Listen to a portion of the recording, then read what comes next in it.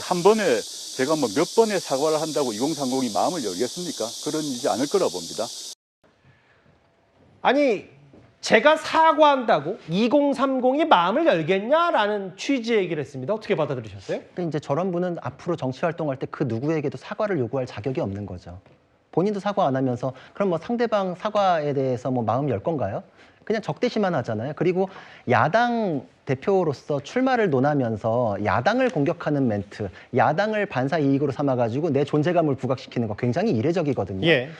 저는 조국혁신당이 지금까지도 어떤 색깔을 가진 정당인지를 알 도리가 없습니다. 왜냐하면 정당이라는 건 자기의 정강 정책을 통해 가지고 국민들을 설득하고 우리의 그 정강 정책을 통해서 수권 정당이 되겠다 이런 거를 목표로 삼거든요. 예. 근데 지금 당 만들었을 때도 윤석열 타도 이거밖에 없었고 조국혁신당이 뭐 한다는 건 선명하지 않았는데 그걸 통해서 의석이 됐을 때 그리고 나서 지금 뭐 사면이 됐을 때 자기의 잘못에 대해서 뭐 한 거 뭐 반성하는 거 이런 거 없고 앞으로 내가 뭘 보여주겠다 이런 거 없고 그냥 보여주는 거는 국민의힘에 대해서 다시 또 공격. 그러니까 뭐 윤석열 정부 무너뜨리고 나서 남은 거. 근데 또 야당이 됐음에도 불구하고 국민의힘을 무너뜨린다? 그러니까 자꾸 조국혁신당에 대해서 어용야당이다 이런 얘기가 나오는 거거든요.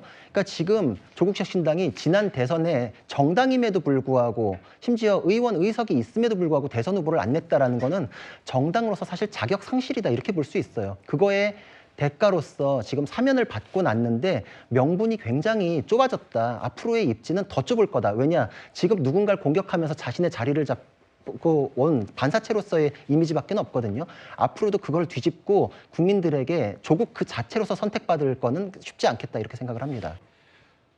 그래도 사면 대상이 됐으면 형기를 다 못 쳤으면 1번 똑바로 된 사과는 해야 되지 않냐. 그리고 2번 야당 심판을 외칠 게 아니라 뭐 사실은 심판이라는 건 심판론은 정권 심판론이 주인데 나오자마자 또 국민의힘 심판 내란 척결이 안 됐기 때문에 해야 된다라는 사과다라고 국민의힘 심판 외치는 게 이런 두 가지가 지금 정부 여당에 더 도움이 안 될 것 같다는 취지의 얘기를 어떻게 받아들이십니까? 일단 조국 전 대표가 이 안에 있을 때부터 봐왔던 모습들 사실 결국 탄핵을 당하고 파면을 당해서 조기 대선에 의해서 정권이 바뀌었음에도 불구하고 반성을 하고 있지 않은 국민의힘에 대해서 저는 뭐 조국혁신당의 전직 대표로서 경고성 메시지로 저런 말을 충분히 할 수 있다고 생각합니다. 예. 저런 말들은 뭐 저는 문제는 없다고 생각하고요. 다만 2030 세대에 대한 저 발언, 사과 발언 관련 문제는 저는 매우 부적절했다고 생각합니다. 조국 전 대표가 저렇게 말씀하시면 안 되죠. 왜냐면은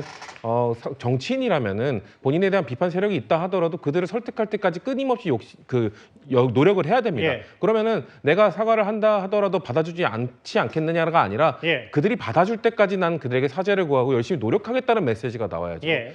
조국 혁신당 지금 뭐 저렇게 지금 12석 그리고 내년 지방선거도 도전할 정당 아닙니까? 그럼 2030 세대는 포기하고 선거 치를 겁니까? 예. 그리고 저렇게 발언하는 것 자체가 사면을 해준 민주당, 이재명 대통령과 민주당에도 영향을 줄 수밖에 없기 때문에 예. 저는 저 발언에 대해서는 본인이 저 발언에 대해서도 사과를 하셔야 되는 상황이 왔다. 2030 세대에 대해서 예. 본인이 어떤 입장을 갖고 계신지 금태섭 전 의원이 지적했던 부분 중에 하나가 그래서 위조를 했다는 겁니까? 안 했다는 겁니까? 왜 그거에 대해서는 입장을 밝히지 않습니까? 입시 비리 혐의에 대해서요? 그렇죠. 그거에 대해서는 저는 조국 전 대표가 입장을 밝힐 필요가 있다고 생각합니다. 그걸 밝혀야 진정성 있는 사과를 할 수 있고 예. 그걸 밝혀야 2030 세대에 대해서 언젠가 용서를 받을 수 있다고 저는 생각합니다. 오늘도 괜찮으시겠어요? 예. 타당의 이야기입니다. 예. 타당. 그렇죠. 야당 얘기니까. 그렇죠. 예. 한동훈 전 대표는 오늘 한 발 더 나아가서 조국 전 대표는 사면이 아니라 탈옥한 거다. 그렇게 억울하고 무죄라면 재심을 청구해야 된다라고 얘기를 했어요. 그러니까 조국 전 대표가 딴 분도 아니고 이 로스쿨 교수였지 않습니까? 그러면 법에 대한 움직임에 대한 누구보다 잘 알 겁니다. 자, 그러면 본인 2년 확정됐습니다. 부인 4년 확정됐습니다. 부부 합의 6년입니다. 6년이면요 굉장히 엄중한 범죄입니다. 자꾸 본인이 뭐 정치검찰의 기소 때문에 그랬다는데 아니, 검찰이 잘못 기소했으면 당연히 1심, 2심, 3심에서 수정했겠죠. 근데 지금 문제 삼으려면 지금 법원을 문제 삼아야 되는 거 아니에요? 그 1심과 2심과 3심 대법원, 대법관들 전부 다 문제 삼아서 예. 복수열전 해야죠. 왜 나 죄 없는 나를 징역 2년이나 죄 없는 우리 와이프를 왜 징역 4년에 살았냐? 그거 해야 되지 않습니까? 근데 지금 그거를 기소했던 지금 윤석열 전 대통령 한동훈 대표한테 지금 뭐 용서하지 않겠다? 이야기하는 것인데 이거야말로 저 복수열전 아닌가요? 그러니까 뭔가 자기가 잘못한 거에 대해서는 1도 구체적으로 사과도 한 번 하지 않고 예. 자, 검찰이 당연히 어떤 죄에 대해서 이 기소를 하게 되면 그건 검찰이 해야 될 임무입니다. 그럼 법원에 판단하잖아요. 법원에 잘못 기소하면 무죄 할 거 아니겠습니까? 근데 법원에 대해서 한마디 이야기하지 않고 오히려 기소한 사람 왜 나 잘못한 거 그냥 밝혀내서 이렇게 기소했어? 라고 하는 거 똑같은 거 아니겠습니까? 그러니까 조국 전 대표의 문제는 바로 거기에 있습니다.